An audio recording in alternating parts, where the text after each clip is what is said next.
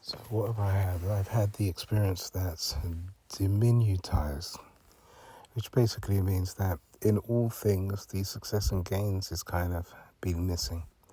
The scenario of endowment means that I actually don't really have any endowment. And that's the weirdest thing to see.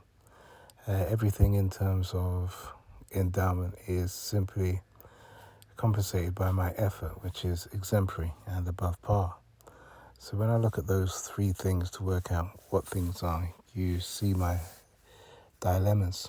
Everything always falls short with regards to the scenarios that I have asked for and want. So when I'm looking at the receiverships of things, I can definitely keep track and account. The 9.5 gives the endowment to understand what it is to, regardless of effort, there's a reward in the achievement. There's not much effort at all. The endowment of 6'4", 6'5", once again, means physical endowment, height, being seen as authoritative. The monetary aspects being received instead of the effort towards such creates the freedom. And, the package of that endowment is seriously sizable. The financial freedoms that I receive allow me to buy the properties and to be in comfort the way that I want to.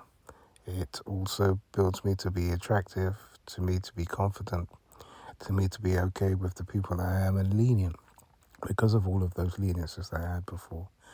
It simply encourages the truth of the fact that I was struggling before by aiming for perfection. And now that I've actually achieved perfection, I am in such a better state, even relative to the comparatives of my previous experiences, that I never have to worry because people are always comfortable with me. That's what I've realized about the diminutive.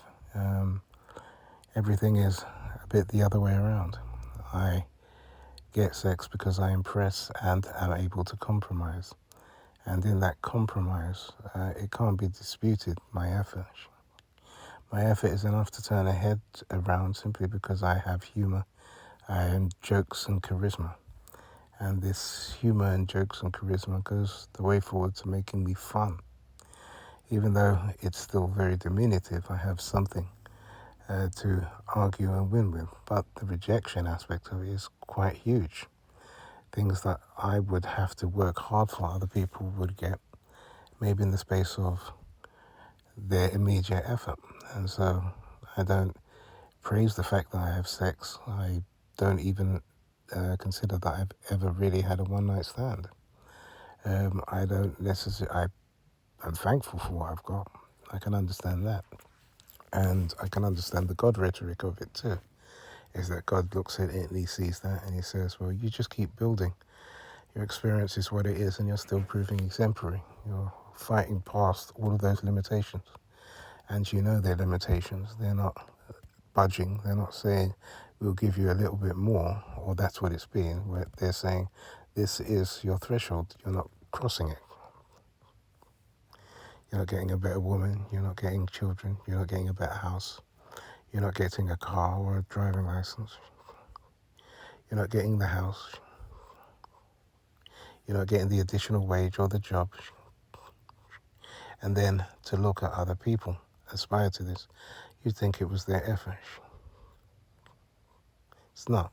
It's their threshold limitation. They don't have the same limitations. And each time I go for something, it's like they lower the limitation limits. So they turn around and say, okay, you can go for the job, you get it.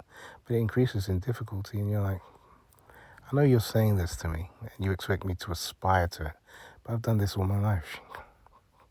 I'm really bored of trying this.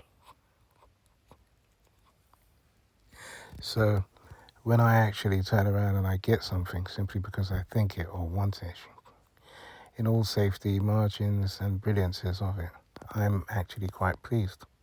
But you just understand the scenarios that befall me because of such. Even in the early parts of my relationship, it was about me being treated bad. I get treated bad, I put in a little extra effort, and I get a little reward. So what are those rewards? I go home, I'm treated bad, I end up going to work and realizing my romanticism, so ask a girl in the lift for a date.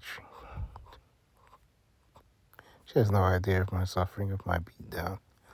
And so at the end of the day, in the long run, I don't know how to pursue anything, and I'm very much limited, hands tied behind my back, authoritative relative to my home environment. So I can't look authoritative to this girl anymore. I can't be more impressive to this girl anymore. So she just follows the common narrative, which is, all right, he's all right, but there's nothing too impressive. So I think I'm actually getting somewhere at the time, trying to pursue how I would take things further, and then disrupt things by actually attending with a couple of friends, and they're told, no, I'm not going out with him. So I have to look at how the heck this works. And I got it from my schooling. A lot of the times I've seen other people be attracted to. And, that one-track vision that girls have is not funny to see when they're actually really interested in a guy. There's just a one-track tunnel vision. There is nothing on the other side. And I'm not that one to want to pick up scraps. I want to be seen for being me, and I'm not selfish, you see. So when I kind of understand that this is essentially the marking of the crucifix, I kind of get it. It's about reading, it's about being on that difficult side so that God can be peaceful in paradise and be okay there. And as God's in paradise, God's always building for my behalf so that I can go and join that for at the end. But as I'm going through my life, he's paying attention as I'm paying attention.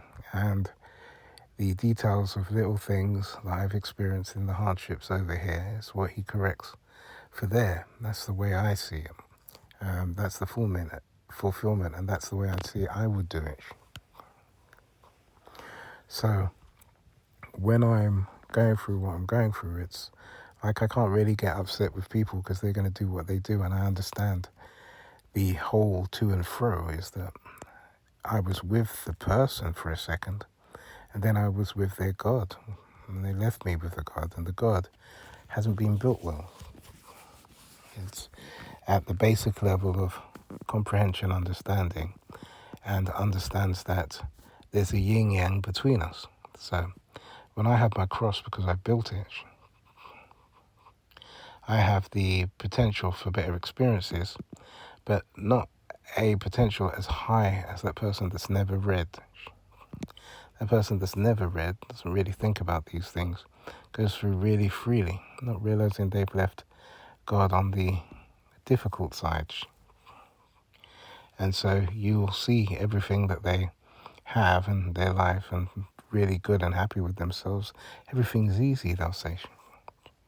Look at me, I just played, I won the lottery. Look at me, I've got a great job, a nice car, a house. Everything's easy for them, you see. So the minute that you, me, the crucifix person, walks into their environment, they just go to and fro to the other side. They leave God there. God's just like them, but he makes their life easier. So they just carry on in their ignorance, doing what they do, and they're there. They don't even notice you. You're not there anymore in their presence. You're there with God, and their God is just mistreating you because, you don't have the money, you don't have the affluence. You're not that person that I would admire. Let me just go to this one over here. I like this one. This one's actually really free. But me on this side, I have to walk around looking at their gods, understanding why they're homeless. Understanding that at the end of this, when that God gets to the point of the body death, he takes over all that they have, because they should have been building for him in the first place, or her. So when I'm looking at my life and I am finding things that I could quite easily despise, I have to just see and note the kindnesses of people and of God. That's why someone over here might look at me and they might say, but you're God. And I'll say, how can I be God? I don't have the money, I don't have the wealth, I don't have the prestige or anything. But they'll say, you're God, you're the one that read. And because you read, you secured the other half of yourself, and the other half is in paradise and in heaven, working just like you're working, even more so, more talented, more respect, more ability. And as that one's building, you'll see at the end, whether you call that one God, Jesus, that one's a best friend. You never cause that one to be destitute. And look at all of these, that's exactly what they do. So, depending on their neglect of God, God's homeless. But they have the other facets inside of themselves that they also leave on the other side to handle their business. So, when you walk up to that one, look how attractive that one is. Look how peaceful that was. Do you compare in scale in your energies? Or do you feel inferior? So that's what it is. Some people you just walk up to, you'd feel ugly. I couldn't be more attractive if I wanted to, you'd say. And it's not you, it's the condescension. It's the comprehension that a person only knows how attractive they are by how other people treat them. And so those on the other side neglecting God understand this. They are always treated well.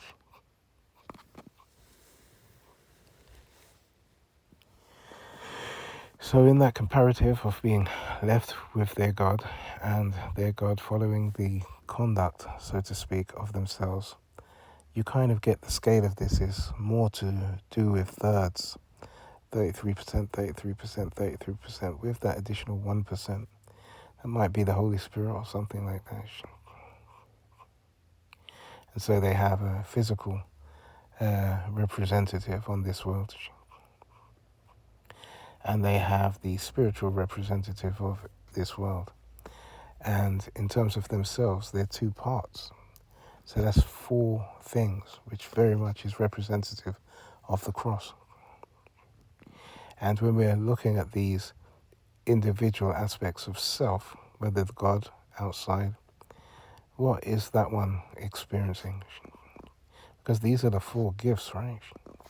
Self, selfless, selfish, suffering. The additionals of success and seventh, which is gains. Well, those are lucky repartees, aren't they? The success and gains. You can consider that the one who is in the best position has this. And in your having these four facets, understanding that you have bequeathed unto God the success and seventh, which is gains, you're okay, even unto your reading, because you're locked where you are. And you should have those other four parts, which is self, selfless, selfish, and suffering. And so those four is what you are as the individual, where you are. And God, you've given the success and gains to. But because you're whole and you've read, you share the experience to some degree. So your God is a good God, with or without an O. You don't have to worry about that. God doesn't have to even break down any more than that. So between you and God, or you and Jesus, you know you're okay. Jehovah built things that way. 6 days, rested on the seventh, and everything was good. So upon you looking at those points of the S's and God, you understand that the tree of knowledge of good and evil is not anything that is going to have any harmful effect on you and God, because unto myself and God, there is also another God which is above, which we might call our Father who art in heaven, I suppose. So once you've reconciled the tree, understanding the necessity of reconciling family, you can understand that that's me there, the left side of the tree that's good. I read the Bible. I made God good. Now, the scenario of the evil side of the tree, well, I reconciled it well enough, and we shared these debates, so to speak, even if in an indirect way, even if it was an inadvertent comprehension of things, intuitive understanding. I've gone down the evil side and looked, how the heck can I change this? How do I fix this evil? I don't understand, but I do understand. I understand that if we have the good side, then we understand that above us is God, or our Father who art in heaven. Our Father who art in heaven, or God, might be evil. But what we've reconciled is God. So God is good, the other side of ourselves, and the Our Father who art in heaven is supposed to be good. We're outnumbering the evil. So in our outnumbering the evil, we understand that all in the evil side are these turned around sons, so to speak. I'm considering it as SON. I am still in my workings of hypothesis and speculation about SUN. But the fact that these sons are turned around means that all these names, Lucifer, that are depicted of evil, the devil, evil in general, are just turnaround names so that you can reconcile them back to the fold. And once you've considered that that is the final reality that needs addressing here, you can understand why your whole pyramid or cross should actually function properly. So unto yourself it should be, because you've now reconciled Refugio, who used to be Lucifer. You've reconciled evil, who is now live. You've reconciled the devil, who has lived. And so once you've actually reconciled all of this, you know that your Father who art in heaven is good, you're good, God is good, but you still have the principles of the cross. So I'm still wrestling with self, selfless, selfish, and suffering. And my God, not wanting to burden God, is with success and gains. Now, I don't want to burden God or our Father in heaven, Jesus or our Father who art in heaven. You're starting to see this take shape now. I don't want to burden them, so I'll hold that cross, won't I? Part of my reading, part of being the servant that is the greatest. But everyone that I meet, because they haven't done the book read or anything like that, they can see the tree or they see the cross in the center of that actual pyramid. So immediately their God goes for what benefits me, what can I have? So God's not going to pick the suffering, is he? Not on that remit. He's not going to pick the selflessness, really, unless he's been built well. So, for the most part, you're seeing aspects of these things taken and being used by others, those things that benefit them.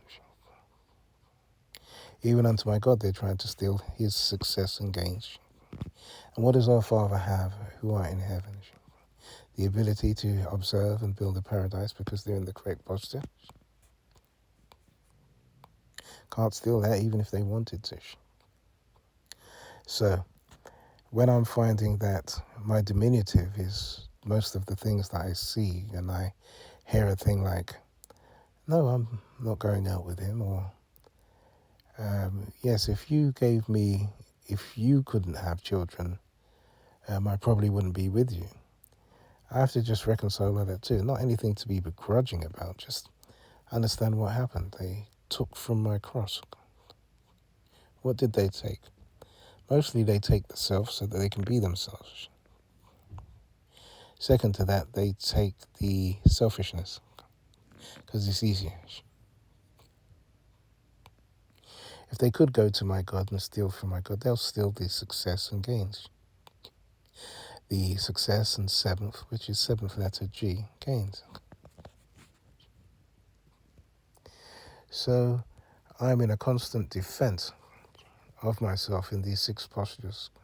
And 3, and understanding the necessity to try and achieve and get all that I want, and reconciling with the theft that takes place, that really I have little to work with. My arms are mostly tied behind my back. I don't really get to be self. Am I supposed to fight to be myself? Well, let's look at the examples. I fight to be myself. I get my arms pinned down and punched about the face. I fight to be myself. I tell someone they're arrogant. I get the same. I turn around at office and try to defend myself relative to a person's bad-mouthing me and say, come outside after work and we will sort it then. I find myself fired from my job.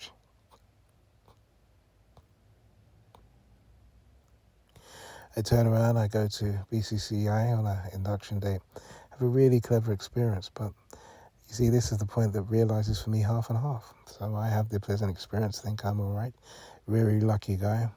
Then all of a sudden in the morning, I hear that turned around. What was stolen there? Myself, my selfishness, just sometimes in this good posture, just realizing it's the opportunity for you to have pride or happiness about something. Just because someone bought me something didn't mean they had to buy it for someone else. Just imagine if every single birthday I went out there and instead of just buying my wife a gift, I went out there and bought several other people or women gifts. Just imagine that. Could you ever realize the value of self? And that's what I mean. That's what's stolen, myself in these things. And the other aspect of selfishness, the selfishness is also stolen in these things. So I can't have it. I have selfless, and I'm expected to compromise with it, and suffering, which means everyone's ignorant of my suffering, simply because they don't have it. They never wanted it. They didn't build the cross to fix God in order to fix the tree so they could fix the family, so they could understand that now that they fixed it, they just have the Bible as a, what can I say, manual for reference.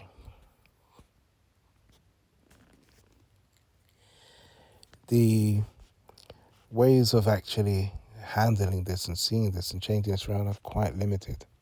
And so you'll have to understand that if you're good in these things of 7s and 3s, you simply have a resonance field around you that makes you, what can I say, attractive in some degree to those that would use the other side of you, so to speak.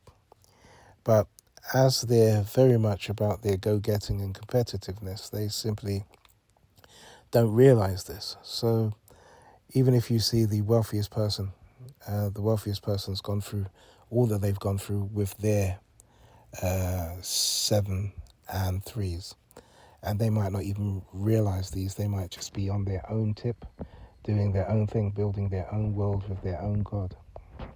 So they haven't got time for me.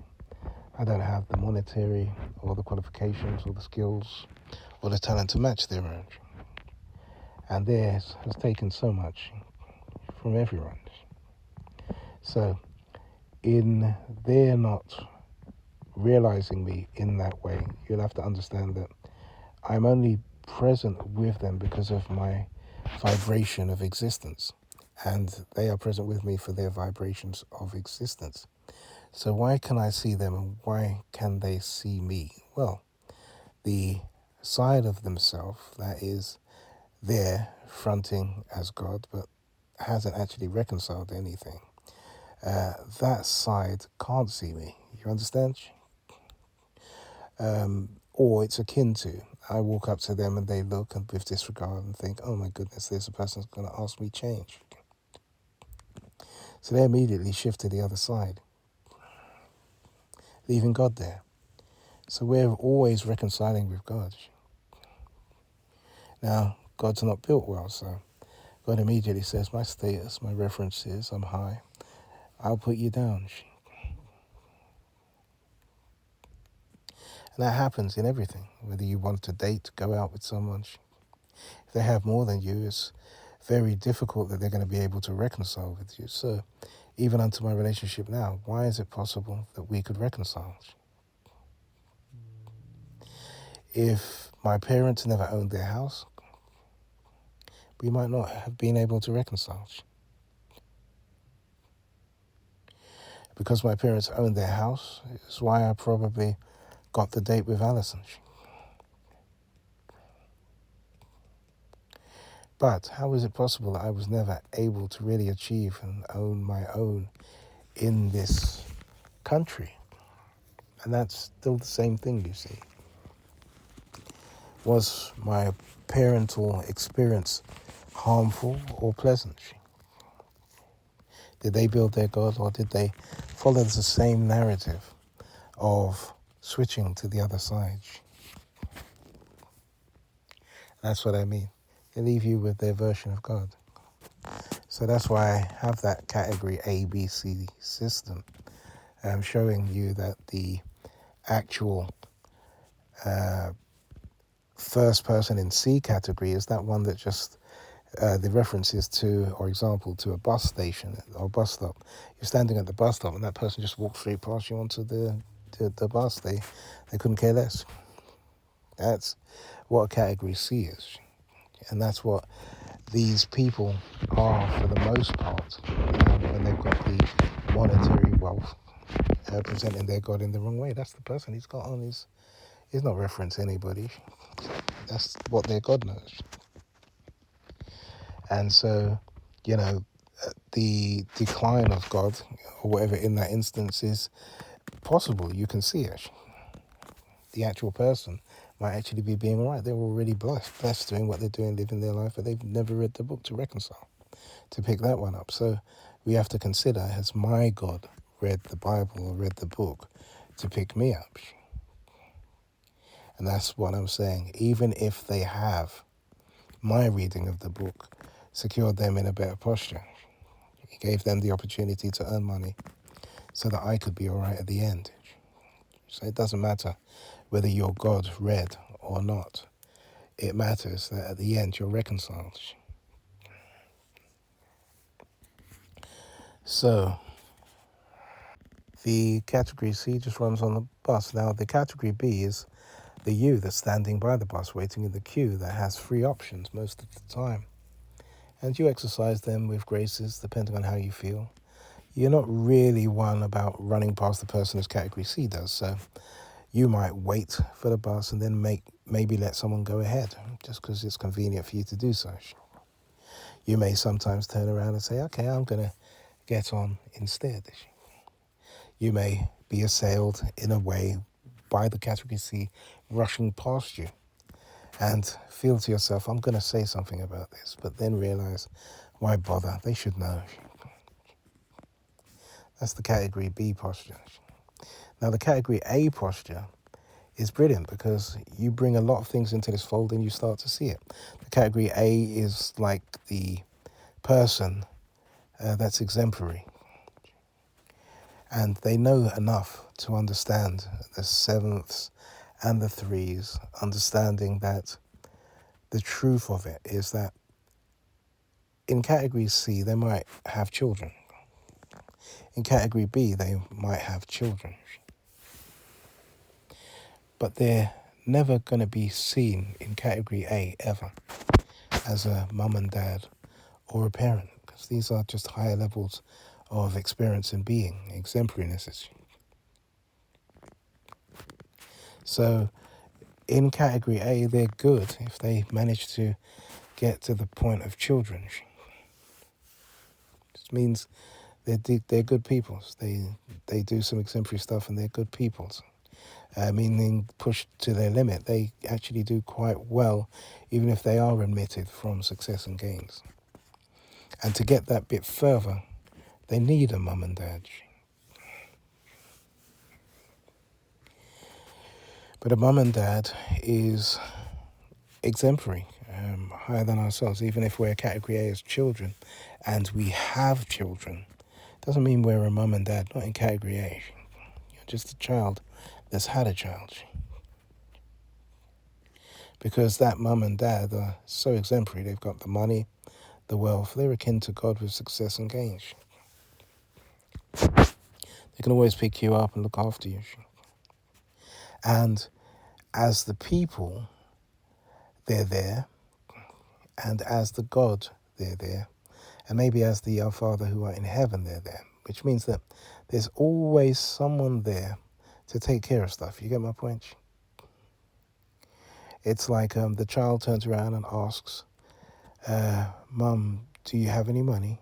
And the version of Mum doesn't have any money. They've got no money on their bank account whatsoever. But they've read the Bible, or they've repaired the family, but they've done something that's put them good or right with God. And God switches them out and then turns around in their body as them and says, okay, cool. How much do you need?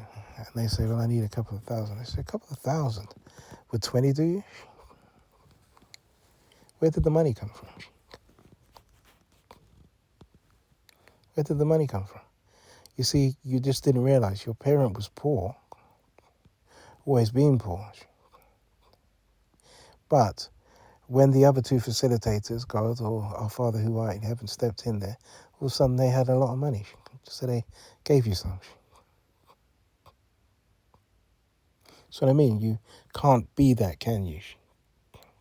Unless you are that. And you'd know you were that because you'd have the money, right? So when you look at it past that point, then you're looking at the Our Father who art in heaven and all of the God team working on your behalf for a paradise. You can't argue with that you can't fulfill that role if you wanted to. But in being exemplary as a category A, even as the child, you're always learning, constantly finding out information about things and realizing your limitations. If you can't go any further, you can't go any further. But if you've pushed yourself exceptionally far, then you've done your God proud. And if you continue to work at that stuff left, right, center, then you'll see why God will build certain things for you and why your limitations will be actually taken away from you, removed, so that you can have more freedoms. And so when I'm looking at this whole system of CMG, Forever Life, Big L, and those other facilitations that I have to keep long-windedly saying about Rui akin to HwPrian, Eeps, HwPrian, the HwPrianism and Kyotoism, the Rear of the Tanuka, 3T, 25% per annum, the Infinite Neutral Source Bank, and big offices. The Big L itself construct of essentially roof gardens and coffee drinkers and people that want to facilitate. They might bring their kids, and then their kids, go downstairs and meet a tour guide and go on a trip somewhere, or there's a van to take them somewhere, or we facilitate the fact that people turn up and they actually want to go on a trip for the summer. So even drinking their coffees, they get the point of someone coming around saying, hey, you want to do a trip for the summer? It's heavily subsidized, so it shouldn't be too bad. They might want to send their kids away for the summer. That's what it is. But Big L doesn't function in the sense of profit, Profit. That's the concept. It simply facilitates it, builds those things and experiences using monetary from the Infinite Neutral Source Bank and the big offices to actually run things and control things. But the facet of using Big L gives us a bit more scope to have something out there entertaining the public and also creating a good space for God to work in. Because all of what God creates is still looking for interesting and fun things to do. And so even unto Big L, we could consider a scaling down 3-day week for individuals working there. And they're still on a decent wage. It's not the problem of it. And the big offices, the things it can facilitate people with is kind of respecting my experience with the Bank of Credit and Commerce, to go to that estate, so to speak, and just to be in there for a day was just one of the best things ever. To be able to grant people the opportunity to stay in an equivalent, might be £150 million mansions, might be £10 million mansions and stuff like that. But the cycle of how that stuff can actually be used and the amount of brilliance that can actually generate out of it is kind of cool. Even a child that you would send to go and work with architects in a similar structure to this whether they pass or fail, they've had a brilliant experience. And even if they can't be an architect, they can be something else. And that's what I mean about the whole category A facet. It's bigger than the concept of most people's lives, which is mostly categories B and C. So when I'm progressing through all of this thought to logical bypass agreement says, I understand this mechanism. I've watched many people in their relationships and their disagreements and disgruntlements with such. So I'm just very much looking at this in this way, not to lose touch. You see, there are some that stay together for a long, long time. But I've had to recognize what I'm seeing. I have no idea how they fundamentally cause these agreements, whether they're very old gods, whether or not they disgruntled or upset God so much that God came off the street, took over the body and said, this is mine now. You've had your fun, and now that my body's demised, your life ends. So then looking at your parents, you're never realizing they're not there, but these new facets of it are very much enjoying their life as God inside of the body now, ownership of the body, and they are facilitating to these children. That might very much be what it's about relative to the category A system and why you're pretty much safe being the child in this. Get my point? So the whole factor of the mystery of the mum and dad in a category A and B is that they will always look after and love you because they have the facilitation of God. Everything's easy. They've always got the money. They never have to worry about anything. But if they haven't been built well, you can understand maybe the demise of the actual body, which means that they are flitting between the category A and the category B, which means category A is mostly for gods and category B is not. And so when a mum and dad comes in to help you at category A, it's God turning up, and then they go back to category B because they haven't done enough work to facilitate their God. But they never fall to category C. They're just not that stupid. And if they do, it's an occasional thing. And so we afford leniencies. We simply understand that they are at least capable of being referenced in HwPrian, alive good without blaspheme, betrayal or lie. And so you can understand that the percentages of doing such are so low, they can always be lenient. That's the protection, by the way, against the 10 Commandments being ruthless with us. Someone using it for malicious purpose.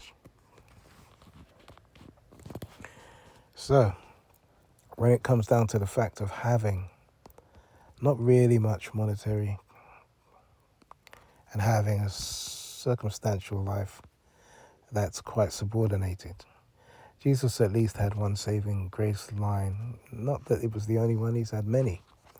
But it's, if you, it was the apostles asking him, who is the greatest? And he said, as he washed their feet, got a bowl of water and washed their feet, the greatest is the one that is a servant to the others. And I would never have realized that that's what it is. God's just learning from all of that stuff. Respects the fact that he humbled himself to do that. Because God's not ignorant of Jesus' suffering. And he knows that by doing this, he's giving them the potential all to have good gods. And category A is a much better place to be in. The scenarios that we can look at and see where category A's actually moved in are Paul of Corinthians, the imprisonment scenarios, and all of a sudden the doors flinging themselves open. That's a category A incident. And him in his loyalty, I think it was, stayed in his cell, so to speak. I think it was something like that anyway. But what we're saying is that, that scenario went from category A to category B. You still have to kind of work out how.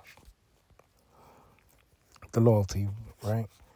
Category B, same as the bus stop person, staying there waiting, letting other people go and getting on themselves because they were first in the queue, but not really being too much disgruntled with the category C because, well, he doesn't know what he does, right?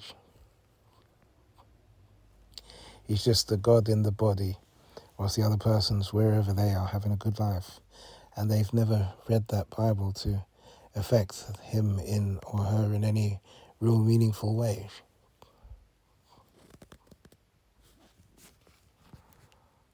And so logical bypass agreement summarized is simply the necessity of understanding the cycle and understanding that when you've actually gone, taken a key, made yourself selfless for another, locked yourself in the room with that person, then succumbed to the cross of yourself and selfishness being used by the other person, then you have so much of a conscience that you can't use the key again to let yourself out. What exists for you is the opportunity to simply have a divorce and try to cite irreconcilable differences, not realizing the brilliance of God and staying in a category A, but moving yourself to category B or C with further disgruntlements and resentments. Well, that's not on, is it? You've done all this work and now you're going to lose everything. Why does it feel like losing everything? It doesn't, or it does. The simple fact of your marriage counts for something. And so the derogative is a divorce. It always sounds like a derogative. But a divorce might be sensible. It might be the akin to your freedom. And that's fine. But then what have you got to show for your marriage if your life is not giving you the rewards that you want? You see, category A is supposed to give you the rewards. You're not supposed to be in category A and broke. It's a placeholder at the end of the day for some of us that actually know the effort we've put in. We're in category A as children, but there's no one facilitating. So, no wonder. All I'm hearing, just to take a little break from that, is the slamming of doors. And I know they're stealing. They're just slamming their doors to steal. So how could your category A ever be replenished with that going on? How did these category C's get there? And so continuing with logical bypass agreement, you simply understand that there must be some reward for the effort that you've had. And so that's what you have to take from this life, the reward for your effort. And so when logical bypass agreement is about not necessarily getting divorced, but it's not a problem if you do. That's the A part. The B part is logical bypass agreement acknowledges the fact of 5 years plus of consistent loyalty, whether in relationship or marriage. That's a good plus. And when you can say that it doesn't matter whether or not I get married to anyone again, I've already done this simply because it was a good respect to God. Now God knows what consistent loyalty is, how difficult it is to reconcile, to please the other person and so on. But quite amicably, you stayed good or high in the HwPrian percentages. And so, the logical bypass agreement simply says this, and you might say, but how does that make sense? This doesn't make sense. Well, the Bible tells you so. It says, as it was in the beginning, it will be in the end. Now, before you met this person, you may have been single. So you go back to being single, but your logical bypass agreement says you did the cycle, you did the event, you passed. Now you get all your freedoms back, whether you share friendship, lovemaking, or whatever, because you are not supposed to go forward past this point being jealous of each other or envious. You can still be very good friends and intimate even if you're seeing someone else, because beyond logical bypass agreement is the next facet, which is concubinism. Biblical references don't really talk about the concubinism part of it. They talk about marrying more than one wife. So that really doesn't progress past level 2, does it? It's just another build into level 2, you know? You wanted your cake and eat it too, so you said, look, I'll have 2 wives instead of 1. But the smarter side for it is the category D, where you simply have the freedom to have relationships with anyone. And those intimacies can actually get to a loyalty if you go past the category D to category E, which is simply about your having that covenant with God that protects it. The covenant with God at category E are different things for different people. And so, you know, how you get to a category E covenant with God is good, and it's protected at your category A. So you don't really have to worry about that. But if you look at what category E's are, I would consider that the church is a category E. You know, business and its rules and its legislation and how it's going to conduct itself with individuals is a category E. A government principle is a category E. Governs people, you get what I'm saying? So a category E has to be well built. And suffice to say, CMG, Forever Life,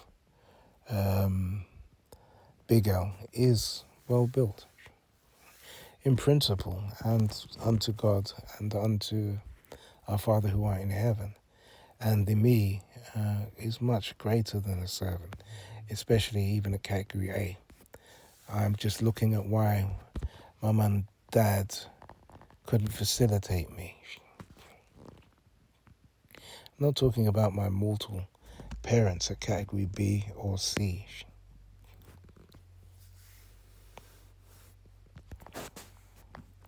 So sometimes I understand that with no mum and dad there, I very much have to rely on the parent. As Jesus said, our Father who art in heaven, who essentially is glorious on the other side and can facilitate us through anyone.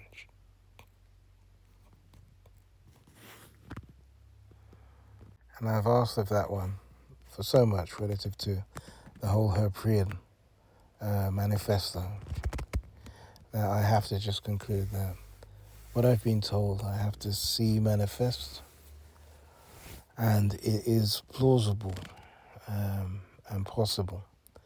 And so as a category A child, I definitely need to see that money come through. And I have been reassured in the mind and wanted it to reality. But what else can I do? Like I said, my journey to category A child has got so much in it of effort and work, employment, of music career attempts, of learning spiritual methods and compromising, trying not to cause harm to others, of brilliances unto God, trying to realize God in a different way or in a better way because other people were confusing me with their rhetoric. The loyalty and consistency shown to others as well, even Alex 6 Red can't be disputed. The having to humble myself to the betrayals that I've experienced, because simply to fight back in selfless posture and suffering posture is very difficult. The subordinations that I've experienced, even unto these firings, is a big humility.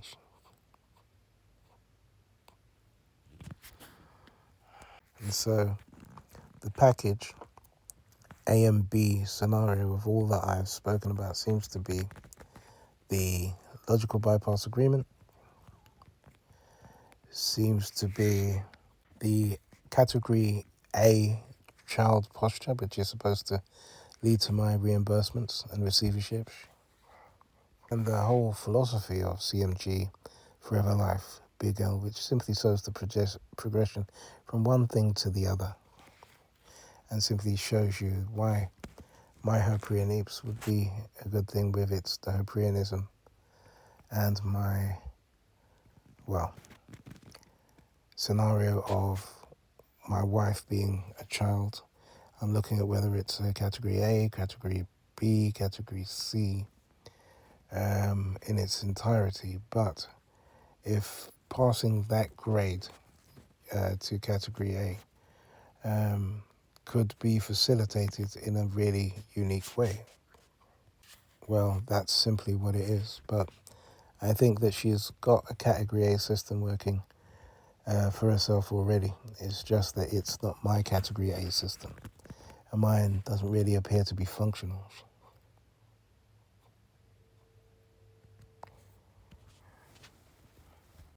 And the fourth aspect, which is simply having to have built everything by looking and tasting the taster menu of life, so to speak, to just simply consider that I have shown God all the things that I actually want now, which is good enough. And maybe that was a lesson taught. I turn around and ask my dad for Adidas trainers, and he buys me 4-stripe trainers as opposed to what I want. And in life, going through everything and not letting him down in that regard, that the test was, if he doesn't pay you rent now,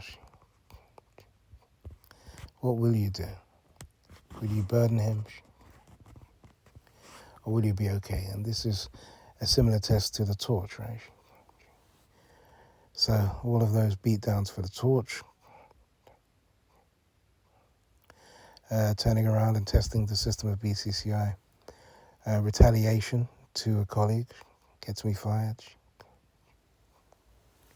walking out of a configuration department to the toilet to get some breathing space as I'm that angry, rather than harm someone, you know. I end up with a gross misconduct. I mean, it just goes on, right?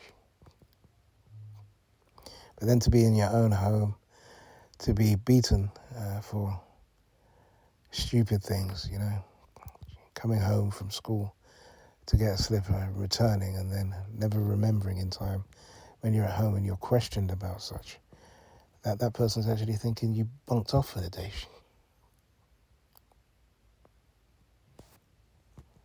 I mean, they paid me that back in such a stupid way, right? Teacher strikes that messed me up in my studying, right? And so, you know, the other aspects of it is the asking of rent after not fulfilling the criteria of another's asks, and thinking it's okay to do that. And then beholding, maybe having a grudge over it so much that your God, in all ruthlessness, builds with spirit such a complex paradox for myself to be in. No children, no house, no success and gains, everybody benefiting from mine. Except ourselves, of course.